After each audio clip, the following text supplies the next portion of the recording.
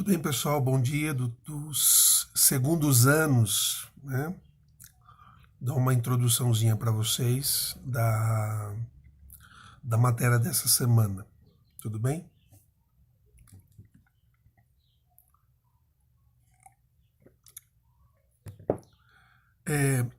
Você já deve ter ouvido falar de indivíduo. Indivíduo. Eu tenho aqui uma... Eu não vou ter a caneta, eu acho. Eu tenho. Bem, para a gente ser bem simples, em sociologia, na área das ciências humanas, o indivíduo é representado por um triângulo, né? Um triângulo representa o indivíduo.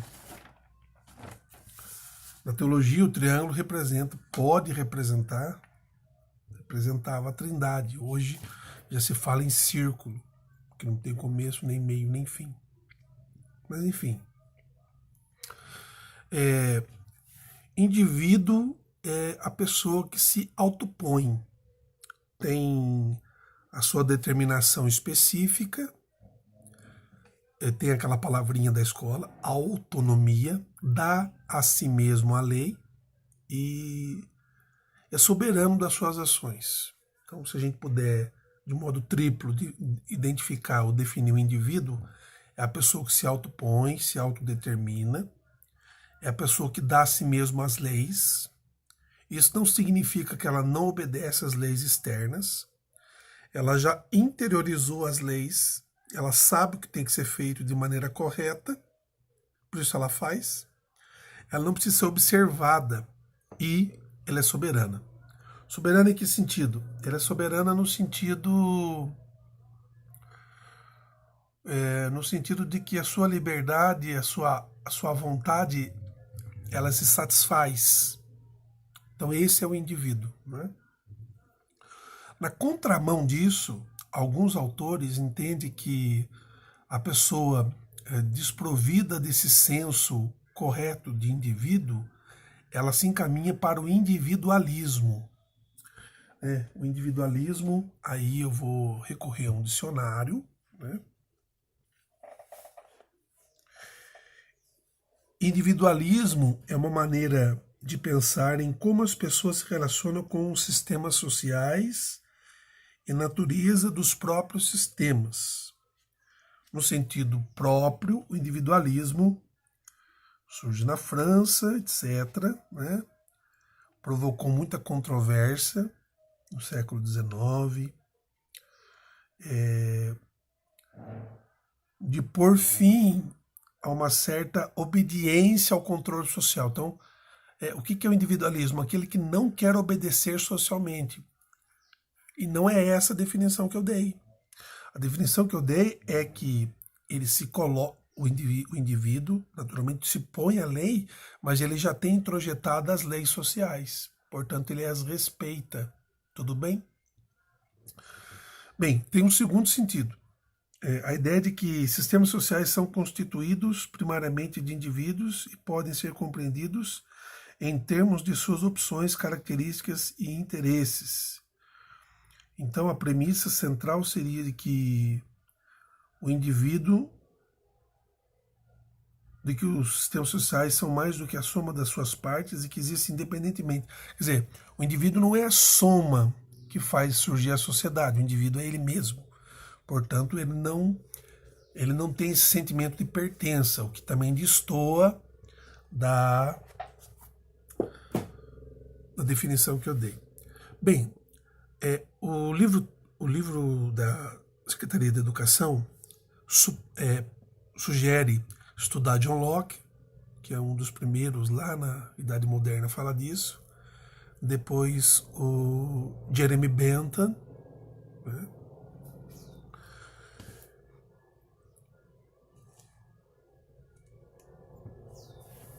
E é um terceiro autor também que a Secretaria da Educação sugere.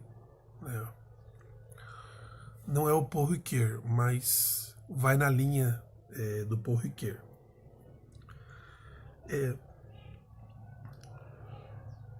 Se a gente partir do John Locke, a gente sabe que John Locke é contratualista, né? Ou seja, o indivíduo no estado de natureza, quando a gente nasce, a gente tem uma igualdade plena na natureza, enquanto indivíduo. E a gente vai aprender as nossas leis próprias. Na verdade, a gente vai assumir as leis tradicionais e vai desenvolver as nossas leis próprias.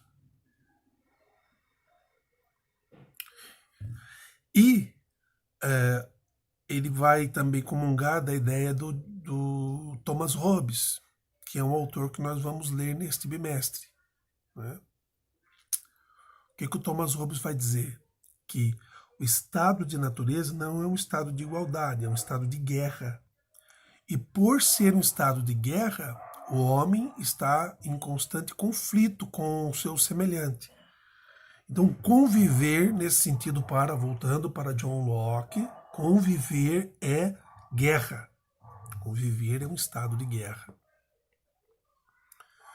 O que eles estão dizendo é que não é fácil conviver. Então, temos o pilar do aprender a conviver e a gente sabe como é desafiador esse aprender a conviver. Conviver com o diferente, conviver com quem se acha superior, conviver com os anônimos, conviver com quem dá facada pelas costas, conviver com quem pensa diferente, conviver com quem tem religião diferente, conviver para quem torce para um time A ou para time B, quem é a favor de um certo tipo de governo, quem é contra. Todas essas individualidades causam guerra, causam conflito, né? Então é isso que a gente tem que levar em consideração, porque é isso que a filosofia vai nos provocar. Quer dizer, a convivência é, de fato, essa provocação de conflito. E o que o direito natural que John Locke estuda, por exemplo, de Hugo Grotius, que vem para a filosofia, é que nós temos igualdade e uma igualdade absoluta. Todos somos iguais absolutamente. Tá, nós acabamos de passar, estamos passando ainda, não só nos Estados Unidos, mas no Brasil, por situações de preconceito racial.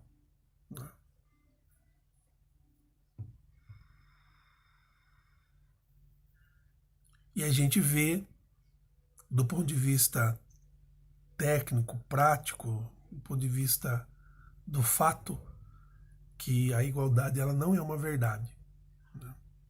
Que a cor da pele importa sim, que a religião que você tem importa sim, que o status social importa sim, que o tempo na casa importa sim. Então tudo isso desmente essa igualdade plena que os autores legislam e afirmam ter. Uma liberdade plena vai cair no mesmo paradoxo da igualdade. E a vida. Né? Então, se a igualdade, a liberdade e o direito à vida são prefixos, são bases do direito natural, John Locke ele vai trabalhar com o direito positivo. Então tem o direito natural e tem o direito positivo. Direito natural, aquilo que a natureza nos deu. A natureza nos deu igualdade, nos deu liberdade, nos deu vida. A convivência desarmonizou isso. E outras coisas. A convivência que cria guerra, porque optamos por coisas diferentes, vai criar uma desarmonia. Essa desarmonia ela precisa ser resolvida no conflito no direito positivo. O que é? O contrato e a criação de leis para reger o que a natureza nos deu. Exatamente isso. Então, são códigos de leis de todos os tipos para criar harmonia. Né? Código de leis para criar harmonia. E você pega desde os códigos antiquíssimos, Código de Hammurabi, Código de Menu, o Decálogo Bíblico, o Livro de Leis das Religiões, depois os livros de leis místicos, mistagógicos, depois os livros de leis, os códigos dos grandes impérios, o romano, por exemplo. Se você pesquisar Pax Romana com X, era o seguinte, duas pessoas que você não entendia. No Império Romano era interessante que elas entrassem em conflito e este matasse esse. Pronto, está resolvido o conflito. Era uma lei, a pessoa não era acusada de assassinato.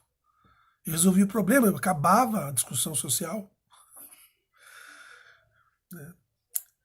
E o contrato natural, na verdade, assim, todos os contratos, todas as articulações é para garantir a paz, a harmonia da sociedade. Né? Veja, o Brasil passa por um momento de bastante conflito.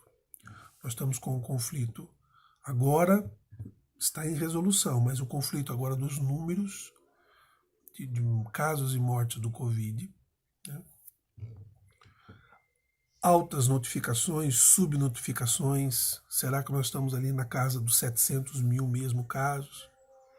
Há quem defenda 3 milhões de casos, mas o número oficial é o que vale. Será que nós estamos mesmo na casa dos 30, quase 40 mil mortos? Há quem defenda muito mais. Né? Bem, porque existe um protocolo para dar causa à morte. E eles estão estudando isso. Tudo isso tira a paz da sociedade. Outra coisa é o ponto de vista do auxílio emergencial, que era para ter já em tempo tardio sido pago em abril. Nós estamos em junho e tem gente que não recebeu nenhuma parcela. Aí você vê no Jornal Nacional que nomes de pessoas com mancha social, tipo ligado ao tráfico de droga, ao alto escalão do tráfico de droga, a pessoa recebeu o auxílio. Então alguma coisa errada nisso. Então não causa harmonia isso, não casa. Né? E há próprias divergências de opiniões políticas que nós estamos passando, muito sérias, muito graves. Né? Enfim, para garantir a paz, o indivíduo precisa, então, dessa consciência de que ele necessita, mais do que nunca, compreender alguns temas. Então, vocês vão ler lá no texto John Locke e a teoria do indivíduo, depois vão comparar com Jeremy Bentham, né? E o outro autor que está citado lá, no caso agora eu me esqueci. Estou com uma dorzinha no joelho, tomando remédio. E aí vocês vão comparar o que cada um chama de direito individual. Nós precisamos aprender nessa aula que ser um indivíduo é portar individualidade. Individualidade. É o que eu sou enquanto sou, é o que você é enquanto você é. Mas isso não me transfere para uma outra dimensão. Eu continuo vivendo no mundo. E estando no mundo, eu preciso também levar em conta a alteridade. O que é alteridade? Alteridade vem do latim alter, diz respeito ao outro. Então eu levo em consideração também o outro. Né? É uma definição bonita de pessoa, né? De quem somos nós, é de Fernando Pessoa. Que ele diz assim, eu não sou nem o que eu acho que eu sou, nem o que você diz que eu sou. Eu sou um intervalo. Então a gente precisa sempre considerar um pouco do que a gente acha que é, mas o outro também enxerga coisas da gente que a gente não consegue enxergar, mas que diz respeito ao que a gente é. Então isso é a alteridade. E isso vai criar em nós um senso de tolerância. Então alteridade, tolerância, significa que eu sou singular, sou eu mesmo, com os meus gostos. Eu não preciso fazer o que o outro está dizendo, o que o outro manda, mas eu tenho que levar em consideração as ponderações do outro. pelo menos o respeito. Voltaire dizia, olha, eu não concordo com o que você diz, mas você tem o direito de dizer, ao menos para que eu pense. Para que eu pense se de fato o que você está dizendo sobre mim, sobre o mundo, sobre a educação, sobre a economia, sobre a política, sobre o presidente, faz sentido, tá bom? Por fim, e não menos importante, conceituar a autonomia, que é uma lei interna, você sabe, mas ela já introjetou a heteronomia. O que é heteronomia? São as leis externas, são os códigos, as religiões, as tradições, as culturas. Você já sabe, já de certa forma, por contrato, o que é certo para muita gente, no seu contexto. Então você não pode dar de louco e no meio do nada você diz, não, eu tenho a minha liberdade, eu acho que o certo é... Não. Você não pode criar uma lei que venha de você e distorça toda a construção do contratualismo. É claro que isso vai ser tipificado um crime, né? Primeiro desvio de conduta, depois crime, né?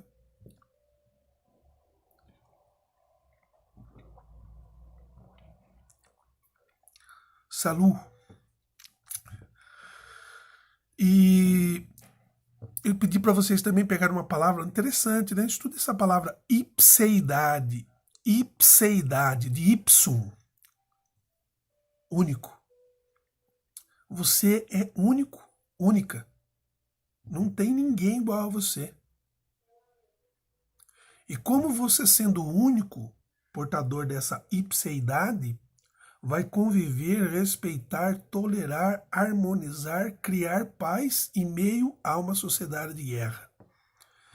Você está entendendo? A importância dessa aula diz respeito a isso. Tudo bem? Depois lá no finalzinho, não tem tanta pertinência para agora, mas fala um pouco da intensidade de prazer, né? Duração, certeza, incerteza, proximidade, tempo, longevidade, né? Na verdade, assim, faz parte da teoria dos autores, mas elas estão mais expansivas no sentido de aproximar ou de construir em vero, em efetividade, um mundo de paz, né? Um mundo de paz, um mundo de harmonia. E não é fácil, né? Se olhar para a história da humanidade é uma história de conflito, né? E tanto mais a gente se aposta do conhecimento do outro, tanto mais a gente entra em conflito, né? É muito fácil fazer uma metáfora do conhecimento amoroso, né? Quando a gente conhece alguém, se a visão é tão reduzida dessa pessoa que é só beleza, só arte, só ens bellum, né? É um ente muito belo, bela. Depois, quando vai se ampliando a visão da pessoa, a gente vai vendo que todo mundo é um ser humano, que tem qualidades e defeitos, fraquezas, né? Manias. Aí começa a crítica, a desavença, os questionamentos de todos. Isso acontece com todos. E não só na área do amor, mas estou falando na área do amor porque aí vocês entendem mais o que eu estou falando. Aí você diz, a pessoa mudou. Não é que a pessoa muda, a pessoa se revela para você, né? Se num tempo de namoro o cara se revelou agressivo, ciumento, ao ponto de bater em você, você vai casar com esse cara? Ele vai te surrar no casamento. Não casa. Você tá entendendo? O cara não gosta de trabalhar. Não casa? Ele não vai trabalhar, não vai sustentar a casa. Então, é preciso ter o conhecimento das pessoas. E isso causa nela, em você, causa na relação com o mundo, uma desarmonia, causa guerra. Então, bons estudos para vocês e que o conhecimento da individualidade de cada um seja de fato uma epifania do que de melhor você tem, do que de melhor nós temos, tá bom? Um forte abraço e segundos anos, estamos juntos aí.